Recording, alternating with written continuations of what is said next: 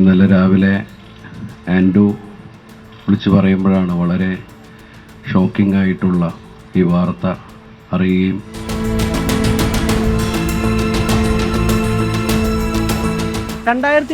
ഫെബ്രുവരി 17 ഓടിക്കൊണ്ടിരുന്ന വാഹനത്തിൽ മലയാളത്തിലെ പ്രമുഖയായ നടി ആക്രമിക്കപ്പെട്ട സംഭവം കേരള സമൂഹം ഞെട്ടലോടെയാണ് കേട്ടത്.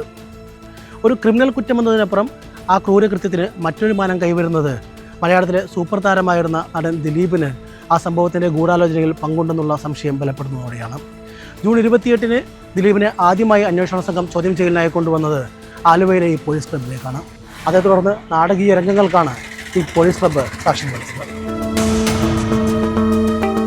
ചോദ്യം ചെയ്യലിനായി പോലീസ് ക്ലബ്ബിലെത്തിയ ദിലീപ് പറഞ്ഞത് താൻ നൽകിയ പരാതിയിൽ മൊഴിയെടുക്കാനാണ് അന്വേഷണ സംഘം വിളിപ്പിച്ചിരിക്കുന്നതെന്നാണ്.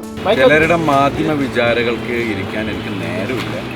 അപ്പോൾ അതുകൊണ്ട് വേറൊന്നും വിചാരിക്കരുത്. എനിക്ക് പറയാനുള്ളത് ഞാൻ പോലീസിനോടും കോടതിയോടൊക്കെ ഞാൻ നേരിട്ട് പറഞ്ഞോളാം. കാരണം എന്നെ പ്രതിയാക്കണമെന്ന് പറഞ്ഞിട്ട് കുറേ ആൾക്കാർ ചുറ്റണമെങ്കിൽ ഒന്നും ചെയ്യാൻ പറ്റില്ല.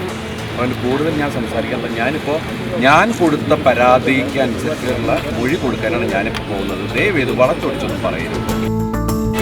എന്നാൽ ചോദ്യം ചെയ്യൽ മണിക്കൂറുകൾ നീണ്ടു. അർദ്ധരാത്രിക്ക് ശേഷം നടൻ സിദ്ദീഖ് ദിലീപിനെ തേടി പോലീസ് ക്ലബ്ബിലെത്തി.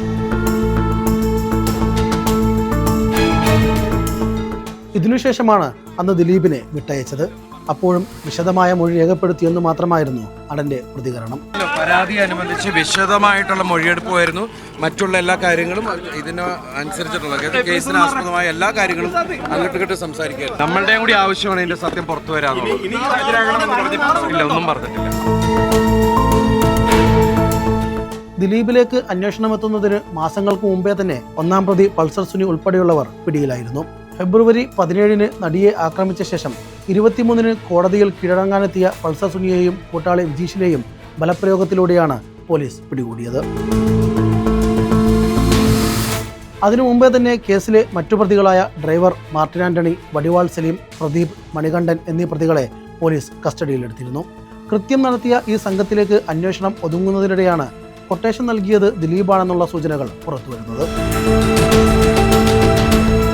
ആക്രമണത്തിന് ഇരയായ നടി തന്നെ ദിലീപിന് തന്നോട് മുൻവൈരാഗ്യമുണ്ടെന്ന് മൊഴി നൽകിയിരുന്നു. ജയിലിൽ നിന്ന് പൾസർ സുനി കൂട്ടാളികൾ വഴി ദിലീപിനെ ബന്ധപ്പെടാൻ ശ്രമിച്ചതും സംശയം ബലപ്പെടുത്തി. ഇതു സംബന്ധിച്ചാണ് ദിലീപ് പരാതി നൽകിയിരുന്നതും. ഒടുവിൽ അന്വേഷണത്തിനും ചോദ്യം ചെയ്യലിനു ശേഷം ജൂലൈ 10 അന്വേഷണ സംഘം ദിലീപിനെ അറസ്റ്റ് ചെയ്തു. കേസിലെ 8ാം പ്രതിയായാണ് ദിലീപിന്റെ പേര് ചേർത്തത്.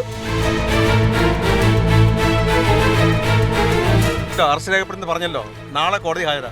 തുടർന്ന് അങ്കമാലി മജിസ്ട്രേറ്റ് കോടതി ആലുവ സബ് ജയിലിൽ നടനെ റിമാൻഡ് ചെയ്തു. പ്രതിയെ അന്വേഷണ സംഘം കസ്റ്റഡിയിൽ വാങ്ങി വിവിധയിടങ്ങളിൽ തെളിവെടുപ്പ് നടത്തി. 3 മാസത്തോളം ജയിലിൽ കഴിഞ്ഞ ശേഷമാണ് ദിലീപിന് ജാമ്യം ലഭിക്കുന്നത്.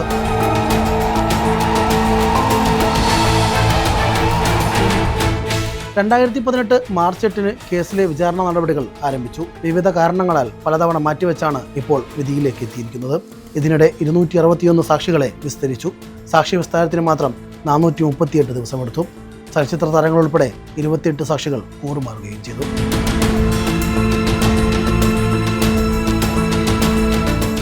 ഇപ്പോൾ അതിജീവിതയുടെ അഭിഭാഷക അഡ്വക്കേറ്റ് പി ബി ബെന്നി നമ്മോടൊപ്പം ചെയ്യുകയാണ്. ഇപ്പോൾ 7 വർഷത്തിലേറെ നീണ്ട പോരാട്ടം വിധി വരാൻ പോവുകയാണ്. എത്രമാത്രം ശക്തമാണ് പ്രോസിക്യൂഷൻ കേസ്? 7 വർഷമായി ട്രയൽ നടന്നുകൊണ്ടിരിക്കുകയല്ലേ. ആ 7 വർഷവും അവർ അതിനുവേണ്ടി കഠിനമായ ജോലി ചെയ്തിട്ടുണ്ട്. ഇൻവെസ്റ്റിഗേഷനിൽ 2 ഫർദർ ഇൻവെസ്റ്റിഗേഷൻ നടന്നിട്ടുണ്ട്. ഫസ്റ്റ് ടൈം അതിൻ്റെ ചാർജ് ഫയൽ ചെയ്ത് അന്ന് ദിലീപ് 8ാം പ്രതി അതിലില്ലാതെയാണ് ചാർജ് ഫയൽ ചെയ്തത്. അതിനുശേഷം ഈ പറഞ്ഞ 8ാം പ്രതി തന്നെ കൊടുത്ത ഒരു പരാതിയുണ്ട്. ജയിലിൽ നിന്നും ഈ കേസിൽ 1ാം പ്രതി ഇയാളെ കോണ്ടാക്ട് ചെയ്യണമെന്നും പറഞ്ഞുകൊണ്ട് ഇദ്ദേഹം കൊടുത്തൊരു പരാതിയുണ്ട്. ആ പരാതിയുടെ അടിസ്ഥാനത്തിൽ വന്ന ഒരു ഫർദർ ഇൻവെസ്റ്റിഗേഷൻ. പിന്നീട് ഈ 8ാം പ്രതിയുടെ തന്നെ സന്തത സഹചാരിയായിട്ടുള്ള സംവിധായകനായിട്ടുള്ള ബാലേന്ദ്രകുമാർ ചില വെളിപ്പെടുത്തലുകൾ നടത്തിയതായിട്ട് ബന്ധപ്പെട്ടുള്ള ഒരു ഫർദർ ഇൻവെസ്റ്റിഗേഷൻ. 2 ഫർദർ ഇൻവെസ്റ്റിഗേഷനും കൂടി കഴിഞ്ഞിട്ടുള്ള ഒരു ചാർജാണ് ഈ കേസിൽ പോലീസ് ഫയൽ ചെയ്തത്. അതിൻ്റെ ഇടയിൽ കേസുമായി ബന്ധപ്പെട്ടുള്ള മെമ്മറി കാർഡ് കോടതിയിൽ നിന്ന് ടാമ്പർ ചെയ്യപ്പെട്ടു എന്ന് പറഞ്ഞൊരു അലിഗേഷൻ വന്നു. അതിൻ്റെ കേസും അതിൻ്റെ ഒരുപാട് അന്വേഷണങ്ങളും മെമ്മറി കാർഡിലുള്ള വിഷ്വൽസ് കാണാനായിട്ട് പ്രതിക്ക് അനുവാദം കൊടുക്കണം എന്ന് പറഞ്ഞിട്ട് ധാരാളം പെറ്റീഷൻസ്, അങ്ങനെ നിരവധി പെറ്റീഷനുകൾ കൊടുത്ത് പല പല തരത്തിലേക്ക് ബ്രാഞ്ചസുകളായിട്ട് ഈ കേസ് മാറി. അത് കഴിഞ്ഞാണ് ഇപ്പോൾ ഇതൊരു ട്രയൽ അവസാനിക്കുന്നത്. കേരളത്തെ സംബന്ധിച്ചിടത്തോളം മാത്രമല്ല, ലോകത്താകെയുള്ള ആളുകളെ സംബന്ധിച്ചും ഈ കേസിൽ എന്ത് സംഭവിക്കുന്നു എന്നറിയാനായിട്ടുള്ള താല്പര്യമുണ്ടെന്നാണ് ഞാൻ വിശ്വസിക്കുന്നത്. പ്രോസിക്യൂഷനെ സംബന്ധിച്ച് അവർക്ക് കളക്ട് ചെയ്യാവുന്ന ഒരു കോൺസ്പിറസി കേസിൽ കളക്ട് ചെയ്യാവുന്ന പരമാവധി തെളിവുകൾ അവർ ശേഖരിച്ചിട്ടുണ്ട്, അത് സബ്മിറ്റ് ചെയ്തിട്ടുണ്ട്. പിന്നെ ഉള്ളത് കോടതി അത് അപ്രീഷിയേറ്റ് ചെയ്യണോ വേണ്ടേ. പ്രോസിക്യൂഷൻ പറയുന്നത് അങ്ങനെ തന്നെ എടുക്കാനും കോടതിക്ക് പറ്റില്ല, പ്രതി പറയുന്നത് അങ്ങനെ തന്നെ എടുക്കാനും കോടതിക്ക് പറ്റില്ല. അപ്പോൾ രണ്ടുപേരുടെയും വേർഷനെ കോടതിയുടെ ഒരു കാഴ്ചപ്പാടിൽ നോക്കി അതിലെ തെളിവുകൾ അപ്രീഷിയേറ്റ് ചെയ്യുമ്പോഴാണ് തീരുമാനം ഉണ്ടാകുന്നത്. അതെന്തായിരിക്കുമെന്നുള്ളത് കേട്ടാൽ തന്നെ അറിയാനായിട്ട് സാധിക്കുള്ളൂ. ഞങ്ങളെല്ലാവരും ടെൻഷനോടുകൂടി കാത്തിരിക്കുകയാണ്.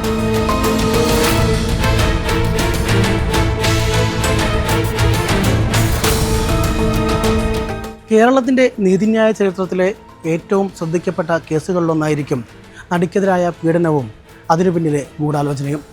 ഏതാനും ചില വ്യക്തികളെയോ അല്ലെങ്കിൽ സിനിമാ മേഖലയെയോ മാത്രമല്ല, കേരള സമൂഹത്തിൻ്റെ തന്നെ കാഴ്ചപ്പാടുകളെ മാറ്റിമറിച്ചൊരു സംഭവമായി ഇത് മാറി. കേസിൻ്റെ 7 വർഷം നീണ്ട നിയമ നടപടികളുടെ ഫലമെന്തെന്ന് ഡിസംബർ 8 എറണാകുളം പ്രിൻസിപ്പൽ സെഷൻസ് കോടതി ജഡ്ജി ഹണിയം വർഗീസിൻ്റെ വിധിയിലൂടെ അറിയാം.